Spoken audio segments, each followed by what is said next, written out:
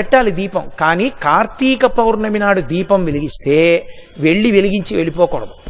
కొవ్వొత్తితో అస్సలు వెలిగించకూడదు దీపాన్ని. ఎందుకంటే అది చచ్చిపోయిన జంతువు యొక్క కొవ్వుతో తయారు చేయబడుతుంది. వెంటనే ఆ దీపం అపవిత్రం అవుతుంది. కాబట్టి కొవ్వొత్తులతో వెలిగించకూడదు, అగ్గిపుల్లతో వెలిగించకూడదు. కార్తీక పౌర్ణమి నాడు సుగంధమైనటువంటి దాంతో, అంటే అగరుపుల్ల వెలిగించుకుని అగరపుల్లతో దీపాన్ని వెలిగించుకోవాలి. వెలిగించి వదిలేయకూడదు.